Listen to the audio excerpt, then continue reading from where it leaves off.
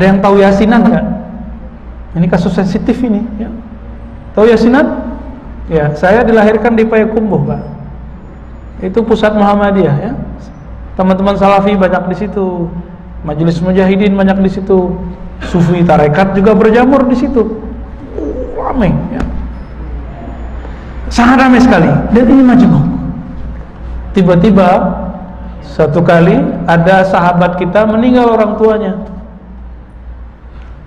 Sahabatnya nggak ngerti dalil, ngajinya ya begitulah, sekali sebulan itu sudah syukur.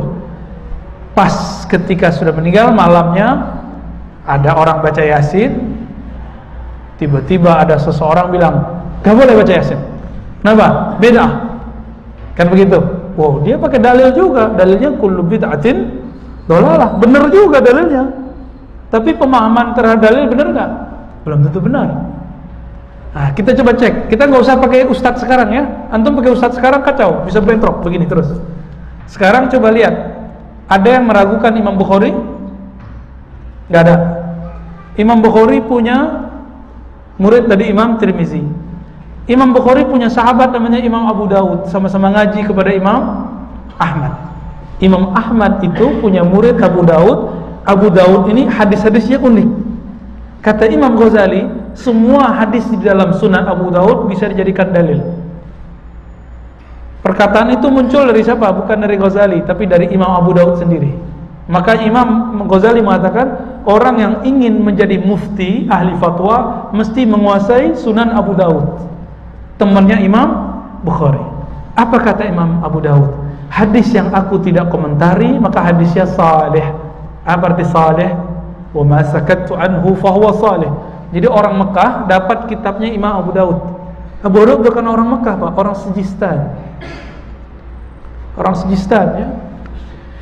Dikirimin buku-buku itu kok ke orang Mekah kaget. Ini buku bagus sekali, lengkap. Lalu orang Mekah kirim surat ke Imam Abu Daud. Ya Aba Daud, wahai Abu Daud, hal kullu hadisin rawaitahu fi hadzal kitab sahih?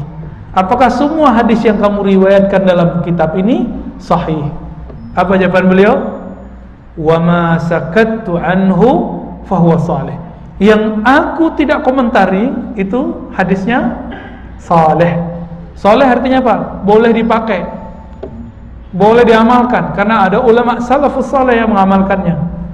Saya cek siapa sih ulama salafus saleh yang mengamalkan? Ternyata ada sahabat Nabi namanya Hudzaif. Dalam Musnad Imam Ahmad disebutkan Hudzaif ketika dia mau meninggal, dia panggil sahabat-sahabatnya untuk membacakan Yasin di hadapannya, dan setelah dia meninggal. Buka kitab Musnad Imam Ahmad, gurunya Imam Bukhari. Ini baru 2-3 kitab, Pak. Lanjut. Selain Sahih Bukhari, antum tahu ada kitab sahih lain namanya Sahih Ibnu Hibban. Semua hadis di dalamnya menurut Imam Ibnu Hibban hadisnya sahih. Imam Ibnu Hibban punya guru lebih banyak daripada Imam Bukhari, pecah rekor. Cuma dulu belum ada muri, jadi nggak ada rekor muri. Berapa gurunya? Imam Bukhari 1.700, dia punya guru 2.000. Jadi gurunya lebih banyak daripada Imam Al-Bukhari. Namanya Imam Ibnu Hibban, pengarang kitab sahih ketiga. Si kitab sahih kedua namanya Sahih Ibnu Khuzaimah. Nah, kita nggak usah bahas itu dulu. Sahih Ibnu Hibban. Saya teliti hadis ini, adakah hadis tentang yasinan di dalam? Ternyata ada. Adakah di Sunan Abu Daud? Ternyata ada. Tapi kenapa saya tidak dapat tradisi itu? Baca yasinan, ketemunya di Jawa, ketemunya di daerah-daerah yang baru, transmigran segala macam. Ternyata si kita belum dapat hadisnya.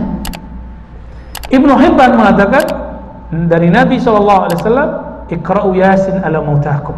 Bacakan Yasin untuk orang yang mati.